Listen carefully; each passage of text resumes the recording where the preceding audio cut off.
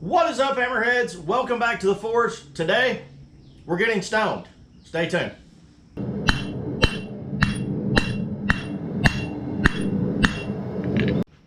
Alright guys, so let's talk about what I was meaning about let's get stoned. Actually, we're going to be talking about different stones.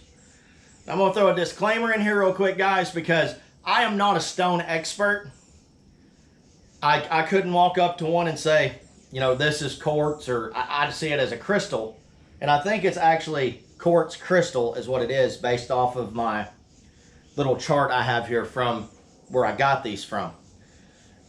But I want to give you that quick disclaimer because I don't want you walking away from here thinking I gave you all this massive knowledge. I'm really just sharing something that I learned. But a little bit of backstory on where I got these stones is me and my wife and kids went up on June 28th, 29th of 2023. Wanted to throw that out there just in case a year down the road somebody's like, when did they go? But we went up to Pigeon Forge in Tennessee. And we went to a gem mining place actually a couple times. First time we bought a small little bucket of sand, and the second time I bought a bigger thing of sand for us to do the whole little gem mining. And I got quite a few different little gems and different stones to kind of talk about. But once I got home, I took them out on the porch and was letting them dry out, because if you've never done the gem mining, they basically, you get a bucket full of sand with a bunch of gems in it and different stones. And my son got an arrowhead, found a little plastic, gold coin that gets you a free video game, free thing of playing games and stuff. They do a lot of things in them. But if you've never done it, you just get a scoop of sand and they've got these troughs going full of water, and you just shake it out in the water with a screen, and your gems are revealed. And don't get me wrong, it's a very touristy thing, but me and my wife and kids actually had more fun doing that than we did some of the other things that we do while we were up there. And I had a blast. I know this is for littler kids and teens and stuff, but I had an absolute blast at 40. Because there's still something magical about seeing those gems come up, and it reminded me of my childhood. But once I got home and I was letting these dry, I looked at them on the porch and I was like, what am I going to do with them? So I knew, like, this stone, which is a pretty blue color, or this one that's a green, that I could bust them up into probably some finer pieces and put them in some resin projects that I've been working on for fire starters or cross necklaces and things like that. But then I have all these other ones, like this clear one, which I think is crystal quartz or quartz crystal. Mind you, I just learned this right now when I looked down and seen it. Don't think that I've learned something amazing. I just happen to think this might be what it is. But I looked at my stuff, and like with this quartz, it's like, I don't know what I'm going to do with this. It's clear. Can't put it in resin. No one's ever going to see it. So it hit me. I wonder if it'll throw sparks.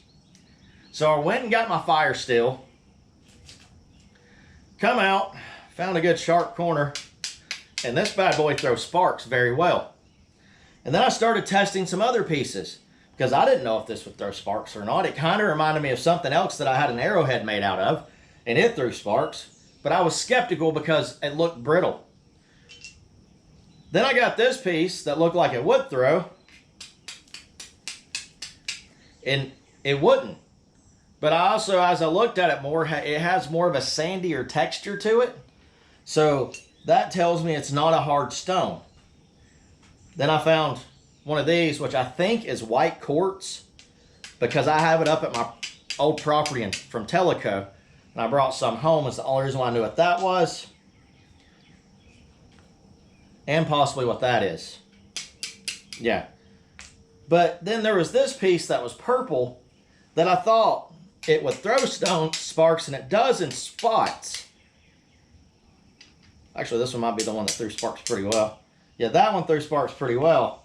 This blue one did not throw sparks at all. No matter where I tried to hit it at, it would not throw sparks. Can't remember if this one did. Nor did this one, which I actually thought was a piece of flint or slate or something that I thought would actually throw sparks well. and it doesn't throw them at all. This piece I knew wouldn't because it looks like clay. Oh, wow. Never mind. I didn't even test this one. Wow, that's very good. I didn't test it because I thought it was more just like a clay or sandstone piece. See, guys, this is where I could say I'm not a stone expert, but that's why I test these.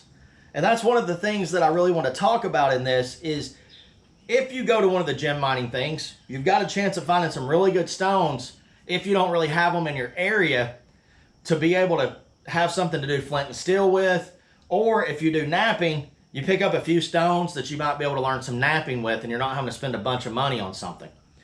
But also, I want to talk about thinking outside the box for a second. See, my whole life, I've tried to think outside the box on different things for survival. Since I've been involved with survival, I really try to look at everything of what it could be used for. Really, there's nothing that's trash. Whenever you think about it, you can use it for something. It's recycling, reduce, reuse. Look at us trying to be green on this channel. But I wanted to show you guys that where I was sitting here looking at these going, what the heck am I about to do with these? Probably going to give them to my kids or throw them away. I ended up with fire making implements that actually didn't cost me a lot once you break down how much the bucket was and how many I got per little shake or whatever, or per scoop. I'll use that.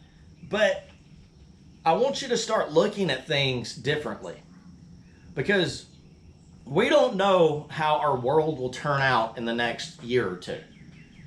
I have feelings in my heart that we probably should stock up on things and start preparing for things over the course of this year and next year. But that's my personal beliefs. You do whatever you feel like you need to do.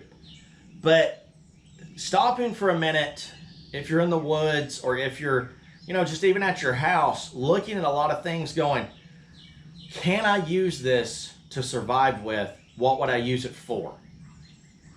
Okay, now, like this stone here, I couldn't use it to start a fire with, but could I use it in a slingshot?